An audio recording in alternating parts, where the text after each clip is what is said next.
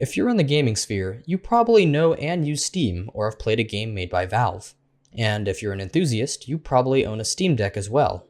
As a company, Valve has revolutionized the industry and seems to be willing to take the path less traveled. Now, you're probably reading the title and thinking, what? Is he about to say that piracy is the foundation of modern gaming? Not quite. I'm not suggesting piracy as a solution to a problem, but I think it's the litmus test that separates the respectable companies from the greaseballs that do stuff like this. We really are on the worst timeline. Obviously, what Valve has accomplished is no small feat, so what exactly did they do to become one of the most respected companies in the space? It all boils down to the philosophy behind how Valve does business.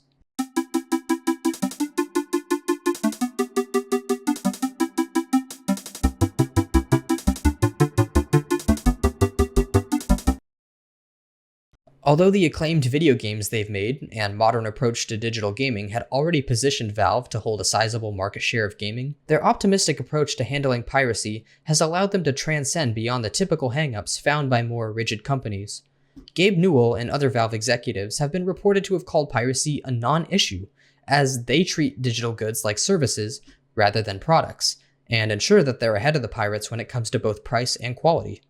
Gabe Newell said it himself when he claimed, "The easiest way to stop piracy is not by putting anti-piracy technology to work, it's by giving those people a service that's better than what they're receiving from the pirates." I guess big tech didn't get the memo. Who would have thought that giving consumers what they want would bring in more business? If you look at any of Valve's projects, it's easy to see why they have a consumer-centric model and are looking to innovate rather than hoard. Everything I've used from them has worked seamlessly for a fair price, and even their failures have been successful and well supported to signal to the buyer that they still care.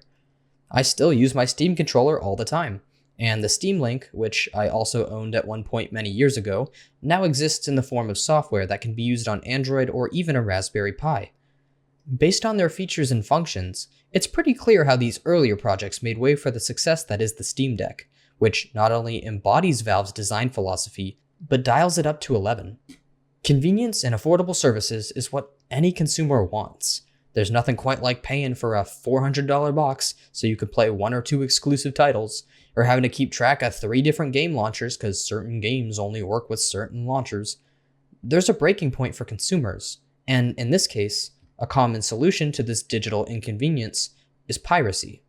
If getting a virus, having to learn sketchy computer hacks, and potentially facing repercussions is more worth it than doing things the legitimate way, I would say that the business model is flawed. Ironically enough, I wouldn't even say that what Valve has done is anything extraordinary either. It's just that the rest of the industry's practices have become so egregious that Valve looks like a saint in comparison. The Steam Deck lets you run games from other launchers, rather than having to repurchase it from the Steam store. And because the operating system isn't on lockdown like other devices, there's so much potential to tinker and make modifications that'll improve your experience, since it's just Arch Linux with a fresh coat of paint. Unlike many other tech companies that look down on their customers or treat them like they have a room temperature IQ, Valve's decisions have conveyed that they hold a higher amount of respect for the consumer base, regardless of what people intend to do with the product. There's no buying a developer license or paying extra to be connected to the internet, and Valve doesn't even put a paywall for the cloud copies of your save data. And when it comes to the newfound popularity of the Steam Deck, not only has Valve not skimped on ideal features like Bluetooth, a headphone jack, a Type-C that transmits video signal and power, and expandable storage, they've exceeded expectations to ensure that the experience was worth the cost and more. SteamOS's gaming mode is intuitive, organized, and friendly. The deck doubles as a fully functional PC. The analog sticks and buttons feel premium, and Steam Proton is very much a reassurance to the consumer base that they're not dependent on Windows in order to operate. Obviously, it's not perfect, as some games don't have compatibility, particularly those with anti-cheat, but this is what many Linux users have settled for as long as Proton's been around, so it's a small price to pay for salvation. Without trying to make it look like I'm sucking Valve's dick, I think their lineup runs laps around what most other tech companies are offering. Sure, I've been waiting for a Portal 3 that will never come, and the battery life on the Steam Deck drops faster than my GPA after exam week, but the issues I have with Valve come down to manageable compromises, whereas I can't count on other companies to uphold their end on anything nowadays. For example, I still think cloud gaming is cool. I knew Google would drop support for Stadia and give up, so I didn't buy in though. I had 2 opportunities to purchase a PS5 under $800 since mid-2021, but both times could not justify the cost since the catalog of games still felt small. I could be biased though, since the last PlayStation I personally owned was the PS2. Both Xbox and PlayStation are making it more expensive to play physical discs, and I don't want my games to be trapped in their ecosystem without any way to make a backup. And I gave Nintendo their own videos, so you know where I stand with that. Speaking of which, if you caught my last video, you may remember that I mentioned I play Nintendo games on my Steam Deck. Obviously, Nintendo doesn't make games for non-Nintendo devices, so what does that look like? I won't be given a straight-up tutorial since everyone and their mom has made one, but it essentially comes down to entering desktop mode, going to Firefox, and downloading EmuDeck. Easy, right? I didn't mean to give you a tutorial, and I somehow still did. This is everything on the emulator side of things, and I have to hand it to the devs behind EmuDeck. It integrates beautifully into the gaming mode. Typically with emulators, you have to download and manage a specific program for each console you're emulating, but EmuDeck throws everything into one easy download. You can of course just run emulators individually on your desktop just fine, which I also do since my PC has better specs. Before I continue, I want to make a disclaimer. I don't pirate, and I do not condone piracy either. However, emulation and piracy are often, unfortunately, intertwined when it comes to gaming, so this is still likely to be relevant for a lot of people.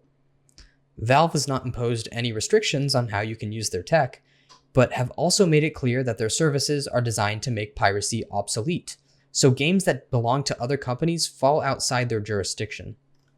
To give you some perspective on how I had to get my Nintendo games transferred, what I had to do was find guides for each console I owned to figure out how to dump the ISO file and sometimes the BIOS file onto a USB stick, which I could then transfer to its respective folder on the Steam Deck. With the Switch, I had to use this little jig and use my computer to inject a payload. From my Wii U, I had to insert a formatted SD card and use the web browser to launch an exploit. My 3DS, I had modded years ago and felt like I stumbled across $1 million when I booted it into the God mode menu after not touching it for years. Trying to offload your games from proprietary devices to get into an emulator, which is how it's supposed to be done, is like pulling teeth. So once you do it, please keep a spare copy of the files you've dumped somewhere safe in case your deck falls off a bridge or something. What sucks about this part, if you're legally doing this, is that it looks different for every console and requires unofficial technical modifications that may even void the warranty depending on the console. Luckily, I have a passion for this kind of stuff and feel comfortable with all this tech shenanigans, but you could see why someone with less patience and confidence could easily resort to piracy if no company was offering a better service. This is not me condoning piracy, but putting things into perspective. Emulation seems to be very popular on the deck, but aside from that one screenshot from Valve, they're not claiming ownership of this feature and are letting the product do the talking for them, which is actually one of the smarter things they can do, since it means they're less likely to have litigation directed towards them, accusing them of encroaching on other companies' IP. Like every other company, Valve's goal is to make money. But I think as consumers, we should demonstrate what we want by voting with our dollar whenever possible, rather than compromise the competitive nature of the free market. I'd like to think that the gaming industry is not too far gone for a course correction compared to other digital marketplaces with more oppressive monopolies. Now, if only Adobe could see this video. If you have enjoyed this video, please follow the like and subscribe protocol for quality assurance purposes. Thank you for watching, and may you enjoy your time at the factory.